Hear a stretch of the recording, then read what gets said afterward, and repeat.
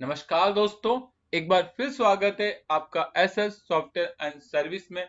मैं शाहरुख आपका दोस्त आज लेकर आया एक नया टॉपिक, जिसके अंदर आज हम आपके साथ बात करेंगे टीडीएस रिटर्न और न्यू इनकम टैक्स पोर्टल।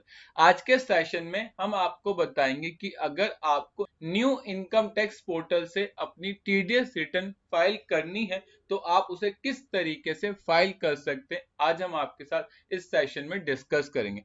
साथ साथ आज जो हम आपके साथ फॉर्म डिस्कस कर रहे हैं वो फॉर्म 24Q है, और आज हम ये भी बताएंगे इनके अंदर कौन लोगों को कवर किया जाता है, और अगर आप न्यू इनकम टैक्स पर रिटर्न फाइल कर रहे हैं तो आपको किन किन बातों का ध्यान रखना है, अदरवाइज आपकी रिटर्न रिजेक्टेड हो जाएगी। तो इन सभी बातों को आज हम आपके साथ डिस्कस करने जा रहे हैं। तो आज का सेशन आप लोगों के लिए काफी इंपॉर्टेंट है, आप इस वीडियो में लास्ट तक बने रहें। लेकिन वीडियो स्टार्ट करने से पहले हमारी आपसे एक छोटी सी रिक्वेस्ट है, अगर आपने अभी तक हमारे चैनल को सब्सक्राइब नहीं किया है तो कर लें, ताकि हम जो भी वीडियो अपलोड करें उसकी नोटिफिकेशन आपको मिलती रहे। तो चलिए स्टार्ट करते हैं आज का अपना टॉपिक।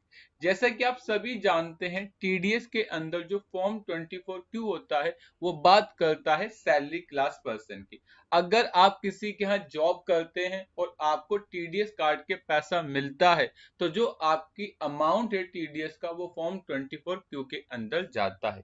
इसे भरने के लिए दो तरीके होते हैं। सबसे पहला तरीका होता है गवर्नमेंट की यूटिलिटी का यूज करके, जो फ्री ऑफ कॉस्ट होती है, और दूसरा तरीका होता है कि आप कोई पेड सॉफ्टवेयर ले लें, जैसे कंपोटेक्स, जैसे वेबटेल, और ऐसे बहुत सारे अकाउंटिंग सॉफ्टवेयर आते हैं जो टीडीएस रिटर्न भरने का काम करते हैं। ये आपको डिसाइड करना है कि आपको कौन सा सॉफ्टवेयर पे काम करना है। आज जो हम आपके साथ डिस्कस कर रहे हैं वो गवर्नमेंट की यूटिलिटी को डिस्कस कर रहे हैं, और उसके थ्रू फॉर्म 24Q को फाइल करना भी सीखेंगे। इसके लिए आपको सबसे पहले क्या करना होगा, उस यूटिलिटी को डाउनलोड करना होगा। डाउनलोड करने के लिए आपको जाना होगा गूगल पे, और गूगल पे जाने के बाद आपको आना है 10.nsdl.com। यहाँ पर आने के बाद आपको जाना है सर्विस टैब में, और सर्विस टैब के अंदर आपको मिलेगा ETDS/ETCS। बस आपको इस पर क्लिक करना है। जैसे ही आप इस पर क्लिक करेंगे तो यहाँ पर आपको मिलेगा ETDS-ETCS URP, और इसके अंदर यहाँ पर मिलेगा डाउनलोड URP वर्जन 3.6। बस आपको इस पर क्लिक करना है। जैसे ही आप इस पर क्लिक करेंगे ये यूटिलिटी डाउनलोड हो जाएगी, और डाउनलोड करने के बाद आपको वहीं जाना है जहां ये डाउनलोड हो जाएगी। तो हमने जो डाउनलोड करी है वो हमारी डाउनलोड होके हमारे डाउनलोड फोल्डर में आ गई। इसके बाद अब आपको क्या करना है, इसके बाद आपको राइट क्लिक करना है, उसे एक्सट्रैक्ट फाइल पर क्लिक कर देना है। जैसे आप एक्सट्रैक्ट फाइल पर क्लिक करेंगे यहाँ पर आपके सामने एक नया फोल्डर बन के आ जाएगा। आपको इस फोल्डर पर डबल क्लिक करना है। अगेन आपको सेम नाम का फोल्डर मिलेगा, इस पर अगेन आपको डबल क्लिक करना है, और उसके बाद आपको यहाँ पर एक यूटिलिटी मिलेगी जिसका नाम है TDS-RPU। बस आपको इस पर क्लिक करना है। एक बात और याद रखना, अगर आप इस यूटिलिटी को चला रहे हैं तो आपके सिस्टम में जावा होना चाहिए। अगर आपके सिस्टम में जावा नहीं होगा तो ये यूटिलिटी वर्क नहीं करेगी। उसके बाद आपको डायरेक्ट ओके बटन पर क्लिक करना है, और जैसे ही आप ओके बटन पर क्लिक करेंगे तो अब आपसे कुछ चीजें पूछेगा, जिसमें सबसे पहले आपके पास आएगा आपका फॉर्म। अगर आप फॉर्म 24Q की रिटर्न भर रहे हैं तो आपको फॉर्म 24Q सिलेक्ट करना है। अगर आप अदर देन सैलरी कर रहे हैं तो उस केस में आपको फॉर्म 26Q लेना है, और अगर आप टीसीएस की रिटर्न भर रहे हैं तो उसके लिए आपको फॉर्म 27EQ लेना है। हमारे केस में जो रिटर्न है वो फॉर्म 24Q की है, तो हम यहाँ से फॉर्म 24Q ले लेंगे, और उसके बाद डायरेक्ट क्लिक टू कंटिन्यू पर क्लिक करेंगे। अब हमारे सामने एक नई विंडो ओपन होगी जिसमें हमसे फॉर्म नंबर 24Q के बारे में कुछ इंफॉर्मेशन मांग रहा है, जिसमें सबसे पहले आपको अपना फाइनेंशियल ईयर सिलेक्ट करना है कि आप कौन से फाइनेंशियल ईयर की रिटर्न फाइल कर रहे हैं। उसके बाद ये आपको कहेगा प्लीज सिलेक्ट अ क्वार्टर, तो आपको यहाँ से क्या करनी है, अपनी क्वार्टर सिलेक्ट करनी है। तो जो भी आपकी क्वार्टर होगी यहाँ से आप वो क्वार्टर ले लेंगे। हमारे केस में फर्स्ट क्वार्टर थी तो हमने यहाँ से फर्स्ट क्वार्टर सिलेक्ट कर ली। उसके बाद अपनी कंपनी का टैन नंबर, अपनी कंपनी का pan number, type of deductor के अंदर हमने कंपनी सिलेक्ट कर लिया। अगर आपकी कोई और कैटेगरी होती या आप इंडिविजुअल होते तो आप यहाँ से इंडिविजुअल सिलेक्ट कर लेना। हमारे केस में कंपनी, तो हमने यहाँ पर कंपनी ले ली। इसके बाद हमने अपनी कंपनी का name, branch, flat, address, pin code, state और नीचे हमसे इसने एक क्वेश्चन पुटअप किया जिसपे लिखा है has address change in last return, क्या आपने अपनी लास्ट TDS रिटर्न में एड्रेस जो दिया था क्या वो चेंज हो गया? हमारे केस में नहीं है तो हमने यहाँ नो ले लिया और उसके बाद ये हमारा GST नंबर पूछ रहा है तो हमने यहाँ पर अपना GST नंबर डाल दिया। इसके बाद जो हमारे पास नेक्स्ट टैब आती है उसमें हमें रिस्पॉन्सिबल पर्सन की डिटेल देनी होगी। तो जो भी आपकी कंपनी में रिस्पॉन्सिबल पर्सन होगा यहाँ पर आपको उसका नेम, उसका पैन कार्ड नंबर, उसकी डेजिग्नेशन, उसका एड्रेस, उसका मोबाइल नंबर, उसकी ईमेल आईडी और साथ साथ ये आपसे नीचे क्वेश्चन भी करेगा has address change since last return. ये आपसे पूछ रहा है जो आपने एड्रेस दिया था पिछला और जो आप इस बार दे रहे हैं क्या दोनों चेंज है? हमने कहा नहीं तो नो कर देंगे। और उसके बाद ये आपसे पूछ रहा है क्या आपने इससे पहले फॉर्म 24Q की रिटर्न फाइल की है? अगर आपने यहाँ पर अपनी रिटर्न फाइल करी होगी तो उस केस में आपको यहाँ पर यस करना है और जो भी आपके पास टोकन नंबर आता है 15 डिजिट्स का वो यहाँ पर टाइप कर देना है। अगर आप लोग FC सेंटर वालों के थ्रू अपनी रिटर्न फाइल करते हैं तो वो आपको मेल करते हैं और मेल में देखने के बाद आपको यहाँ पर टाइप कर देना है। अगर आप लोग इनकम टैक्स पोर्टल से भरते हो तो उसके लिए आपको क्या करना होगा, इनकम टैक्स पोर्टल पे जाना होगा, अपने 10 नंबर से उसे लॉग इन करना होगा। 10 नंबर से लॉग इन करने के बाद आपको ई फाइल में आना है। ई फाइल के बाद आपको इनकम टैक्स फॉर्म में जाना और उसके बाद आपको मिलेगा यहाँ से व्यू फॉर्म। तो आपको खाली व्यू फॉर्म पर क्लिक करना है तो जितनी भी आपने रिटर्न भरी होगी सब आपके सामने आ जाएगी। उसके बाद आपको डाउनलोड रिसीव पर जाना है और यहाँ पर आपको मिलेगा एक RR नंबर, वो नंबर आपको कॉपी करके यहाँ पर टाइप कर देना है अगर आपने पहले रिटर्न फाइल की। हमारे केस में नहीं है तो हम यहाँ पर नो कर देंगे और जैसे ही नो करेंगे ये आपको एक मैसेज दे देगा कि अगर आपने पहले कोई रिटर्न फाइल करी होगी तो हम उसे रिजेक्ट कर देंगे। इसके बाद आपको ओके कर देना है और जैसे ही करेंगे आपकी पहली इंफॉर्मेशन कंप्लीट हो जाएगी। इसके बाद जो हमारी नेक्स्ट इंफॉर्मेशन आती है वो आती है चालान की।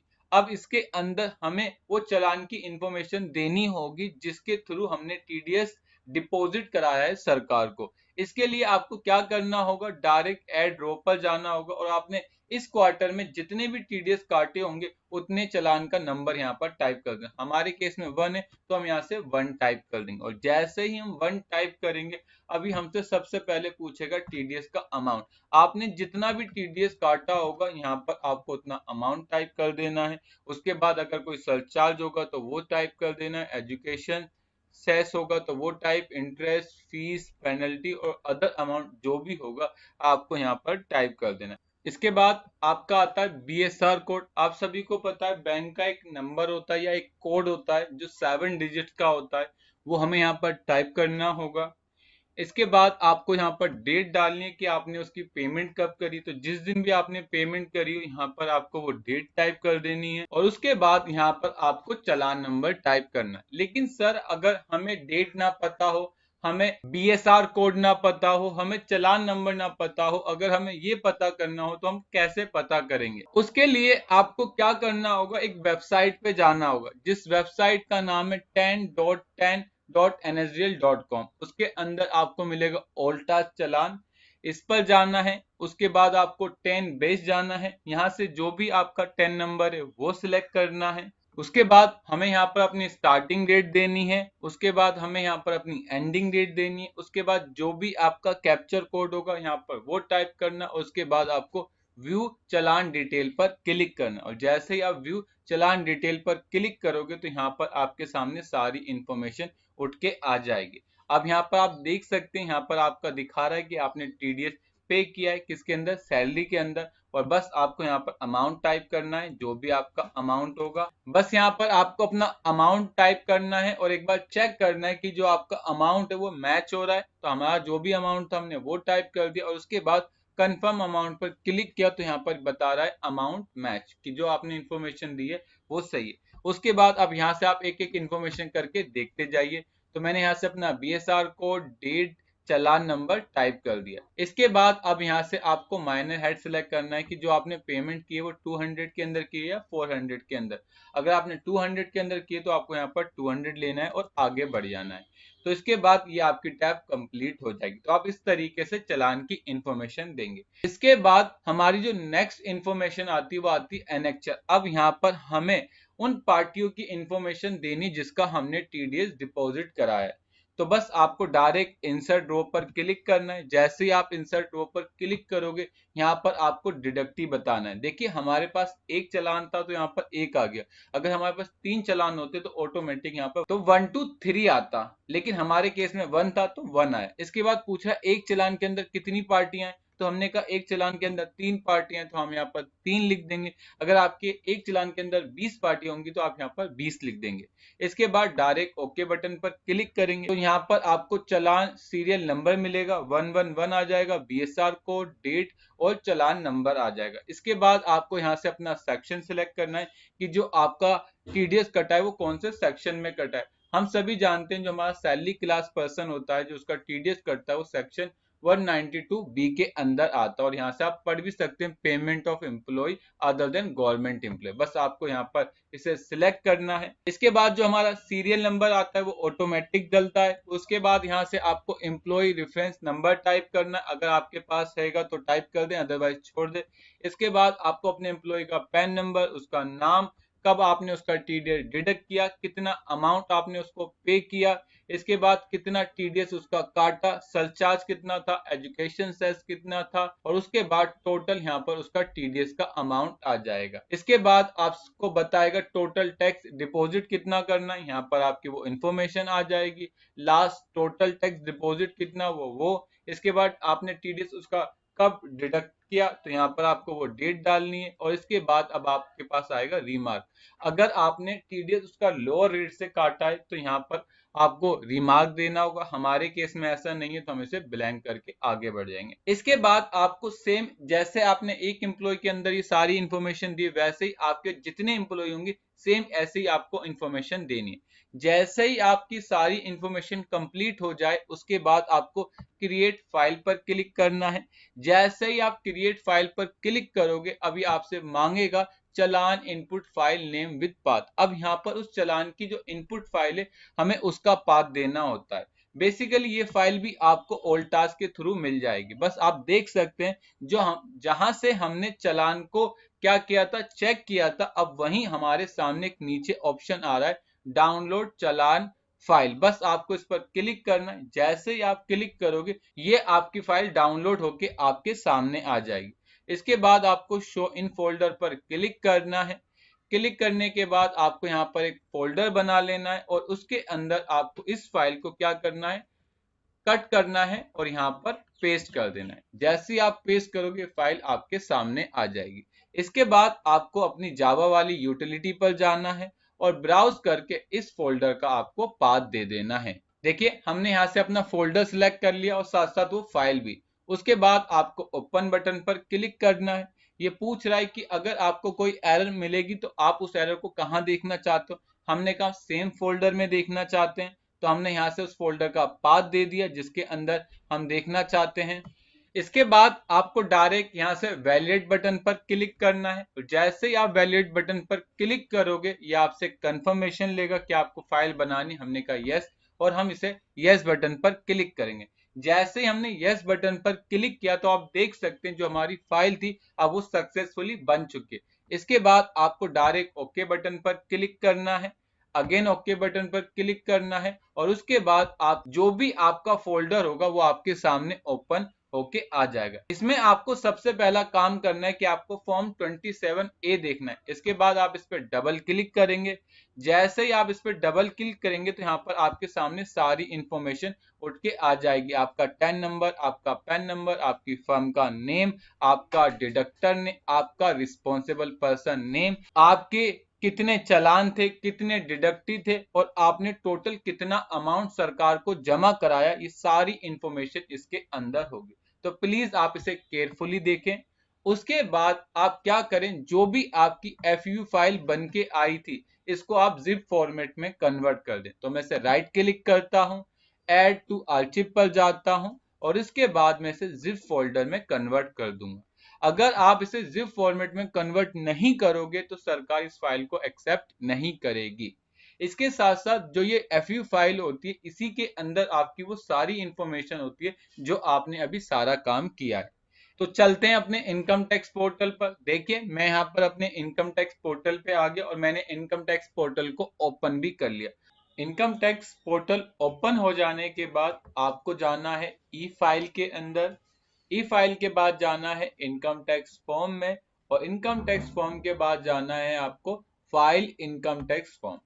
जैसे ही आप फाइल इनकम टैक्स फॉर्म पर क्लिक करेंगे आपके सामने एक नई विंडो ओपन होगी, इसमें लिखा होगा फाइल इनकम टैक्स फॉर्म। आपको क्या करना है, आपको सबसे नीचे आना है, और जैसे ही आप सबसे नीचे आएंगे तो यहाँ पर आपको एक मैसेज मिलेगा deduction of tax at source. बस आपको फाइल नाउ पर क्लिक करना है। फाइल नाउ के बाद आपको लेट गेट स्टार्ट पर क्लिक करना है, और उसके बाद आपको यहाँ से अपनी फाइल सिलेक्ट करनी कि आपकी फाइल कौन से फॉर्म की। अगर आपका 24Q है तो आप यहाँ से फॉर्म 24Q ले लेंगे, और अगर आपका फॉर्म 26Q होगा तो वहां से आप फॉर्म 26Q ले लेंगे। हमारे केस में फॉर्म 24Q है तो हम यहाँ से फॉर्म 24Q ले लेंगे। उसके बाद हमारा यहाँ पर 10 नंबर शो हो जाएगा। उसके बाद आपको अपना फाइनेंशियल ईयर सिलेक्ट करना है, जो भी आपका फाइनेंशियल ईयर होगा। उसके बाद आपको अपनी क्वार्टर सिलेक्ट करनी है, जो भी आपकी क्वार्टर होगी, और अपलोड टाइप में आपको यहाँ से रेगुलर लेना है। मैंने यहाँ से अपलोड टाइप में रेगुलर ले लिया। अगर आपकी रिटर्न में कोई गलती होती, अगर आप उसे ठीक कर रहे होते तो उसे आप करेक्शन लेते। इसके साथ साथ आप नीचे देखेंगे तो यहाँ पर आपको मिलेगा upload tds.zip file attachment file, और नीचे आपको FU फाइल का वर्जन मिलेगा। अगर आपके TDS के अंदर वर्जन 7.1 से कम आ रहा है तो आप जो भी रिटर्न भरेंगे वो डिपार्टमेंट से रिजेक्ट कर देगा।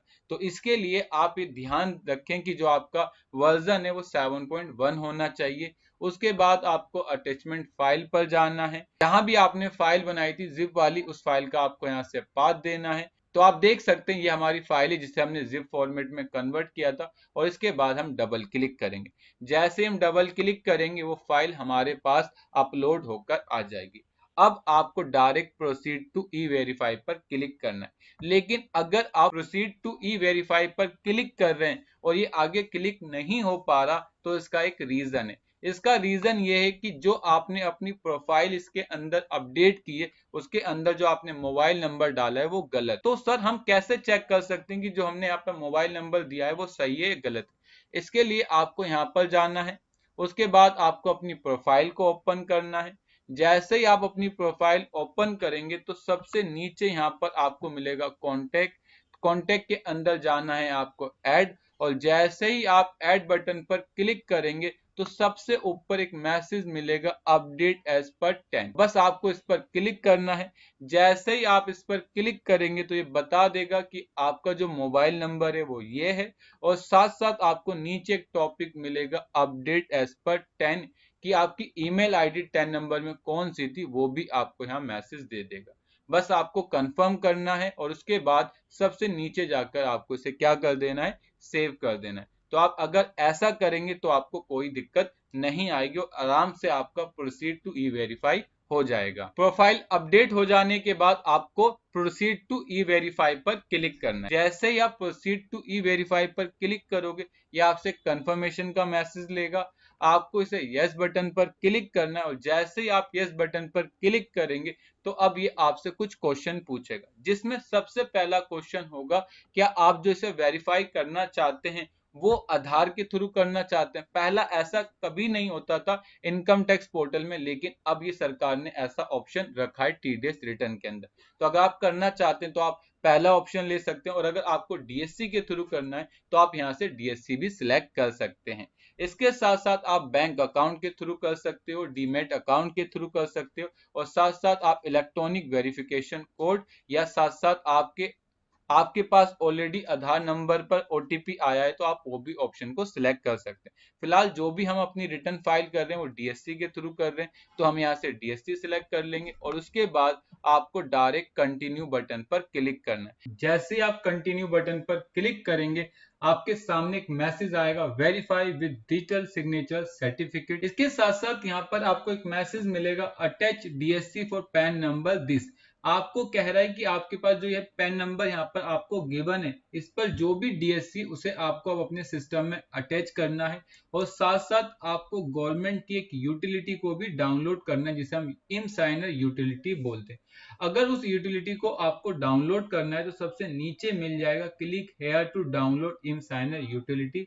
इस यूटिलिटी को आपको डाउनलोड करना है, और डाउनलोड करने के बाद आपको इस यूटिलिटी को क्या कर लेना है, ओपन कर लेना है। जब आपकी यूटिलिटी ओपन हो जाए उसके बाद आपको डायरेक्ट कंटिन्यू बटन पर क्लिक करना है। इसके लिए यहाँ पर आपको अपना प्रोवाइडर सिलेक्ट करना है कि जिससे आपने डीएससी लिया है। यहाँ पर आपको उस प्रोवाइडर का नाम आ जाएगा, जैसे हमारे केस में ई पास है तो हम यहाँ से ई पास ले लेंगे।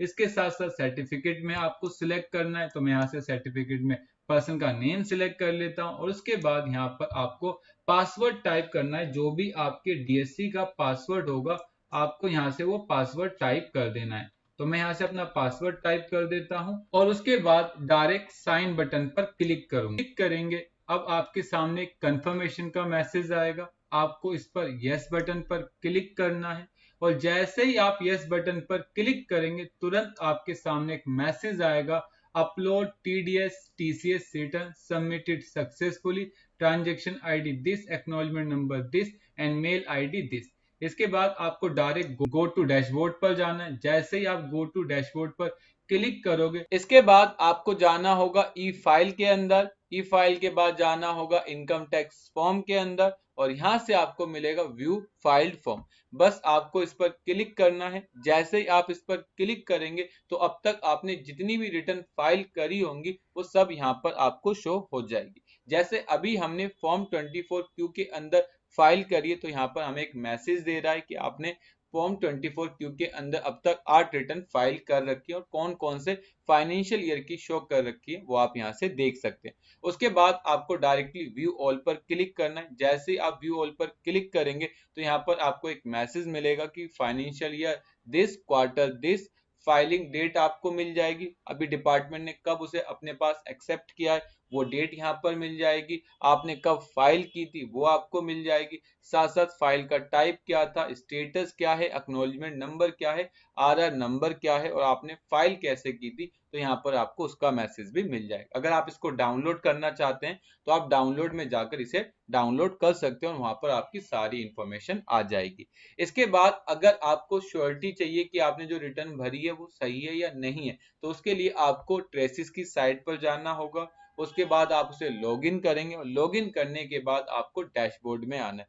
जैसे ही आप डैशबोर्ड में आएंगे तो यहाँ पर आपके पास एक विंडो मिलेगी जिसके अंदर आपको रिटर्न का स्टेटस बताया जाएगा। अगर आपके पास यहाँ पर ग्रीन कलर का आइकन आता है तो आप ये समझ जाना कि आपने अपनी रिटर्न फाइल की हो, आपकी रिटर्न पूरी तरीके से प्रोसेस हो गई और आपके ऊपर कोई भी डिमांड या फिर पेनल्टी नहीं आई। तो आप इस तरीके से पता कर सकते हैं। तो ये हमारा आज का सेशन था जिसके अंदर आज हमने आपके साथ बात की कि अगर आपको न्यू इनकम टैक्स पोर्टल से फॉर्म 24 की रिटर्न फाइल करनी है तो आप उसे किस तरीके से फाइल कर सकते हैं। आई होप ये वीडियो आप लोगों को इंटरेस्टिंग लगी हो। अगर ये वीडियो इंटरेस्टिंग लगी तो आप हमारे चैनल को सब्सक्राइब करें ताकि हम जो भी वीडियो अपलोड करें उसकी नोटिफिकेशन आपको मिलती रहे। तो thank you for watching video.